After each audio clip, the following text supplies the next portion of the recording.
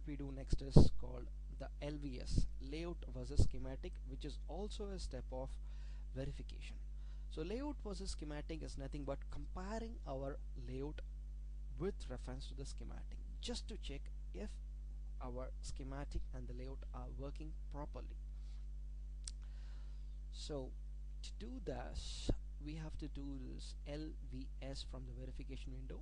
So if you click LVS, it is going to check our schematic as well as the layout. So the physical cell info is about the layout, the logical cell info is about the schematic.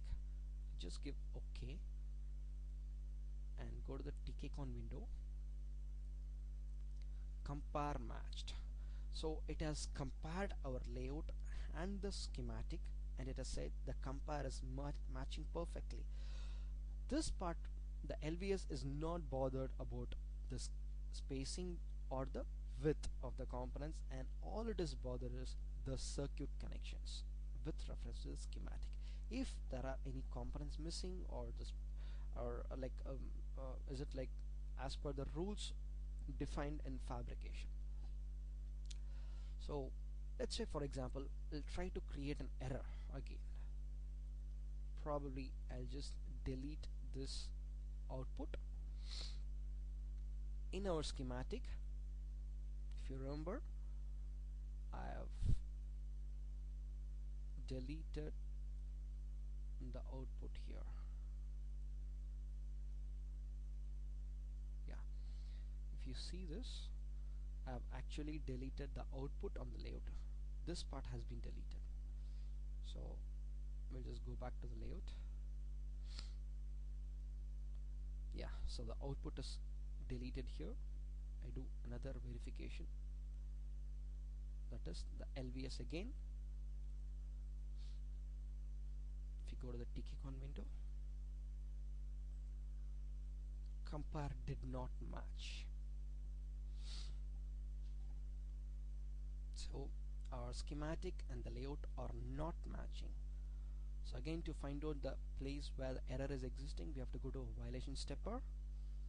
If you see here, the green, the M1 region is highlighting. It's highlighting at the moment, the green center region.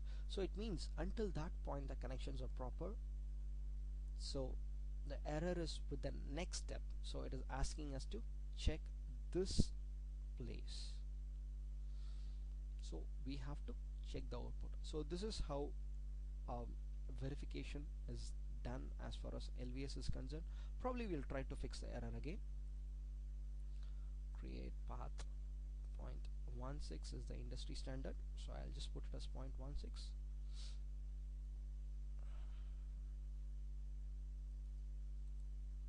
Yeah.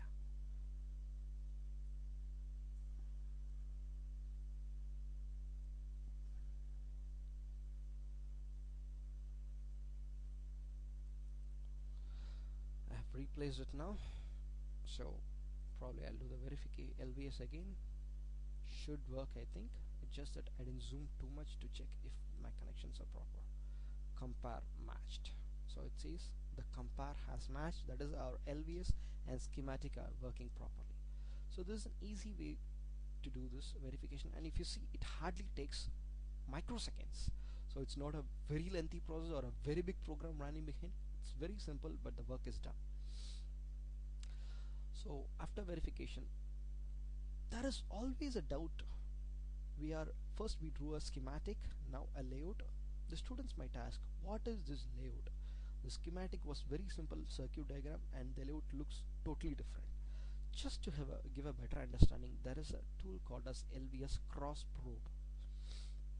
If you click LVS cross probe, the schematic will automatically open from the layout. So this is our schematic, and we see our layout here. So what I'll do is I'll just put our layout on one side and our schematic on the other side.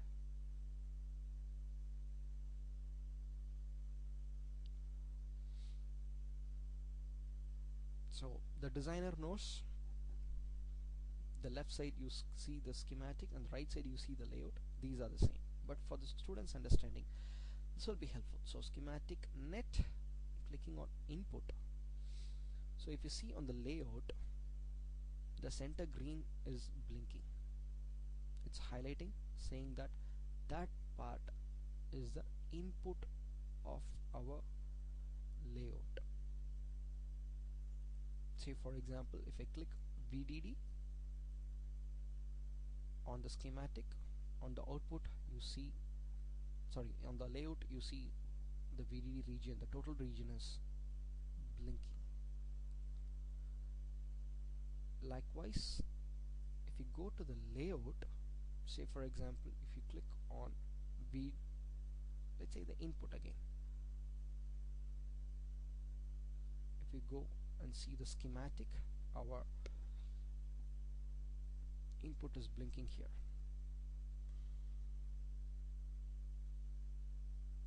So this is very helpful as far as larger designs are concerned.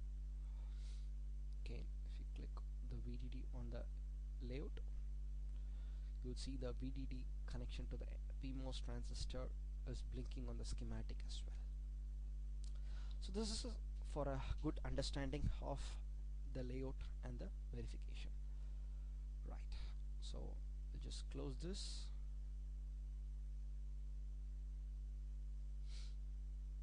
So going back to the layout, just after this layout we have to do something called as the extract parasitic capacitance.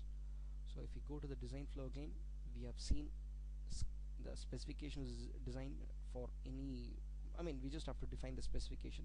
The schematic entry was over, the simulation is over, we have done the layout, we have done the verification as far as the DRC and LVS are concerned. Next we have to do this backend extraction. So the backend extraction is nothing but what we see is extract para cap, extracting the parasitic capacitance. Let's say I want to see the parasitic capacitance with reference to VSS. Just give a selection here. Yeah, this will create the parasitic capacitance values, but it won't be in the readable format. So we have to convert it to a readable format so that we'll be able to read it. So error run simulation spice out. So this will create a file to a readable format. Close. Yeah.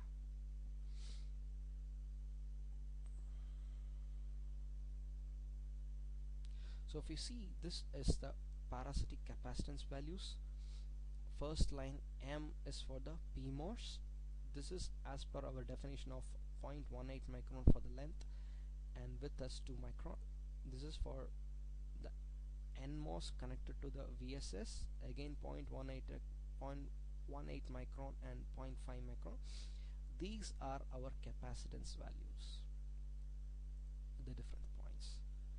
So this is nothing but the parasitic capacitance. So in fact parasitic capacitance is one important factor as far as any layout is concerned. So in a typical VLSI chip, the parasitic interconnect capacitance are among the most difficult parameters to estimate accurately. Each interconnection line or the wire is a three-dimensional structure in a metal or a polysilicon with significant variations of shape, thickness and vertical distance from the ground plane. So you might not know what exactly the layout as far as a three-dimensional view is concerned. So each interconnect is typically surrounded by a number of other lines either on the same level or on different levels, because different levels of connections are possible. That is called the multiple layers of metallization. Each of the metal layers, including the connections on the components, are in different metal layers, so we won't know where exactly our connections or the lines are. So for the estimation of interconnect capacitance in a complicated three-dimensional structure, the exact geometry must be taken into account for every portion of the wire. This requires an acceptable amount of computation in a large circuit, even if simple formulas are applied for the calculation of capacitances. Usually the chip manufacturers supply the area capacitance, that is the parallel plate capacitance, and the perimeter capacitance figures for each layer, which are backed up by measurement of capacitance test structures. Actually, these figures can be used to extract the parasitic capacitances from the mask layout. It is often prudent to include test structures on chip that enables the designer to indefinitely calibrate a process to a set of design tools. In such cases where the entire chip performance is influenced by the parasitic capacitance of a specific line, the accurate 3D simulation is the only reliable solution through which we calculate the parasitic capacitance values. So this is what we have done here. The capacitance values are measured. So this completes this part, the backend extraction. Then we go into the next part called as the post layout simulation.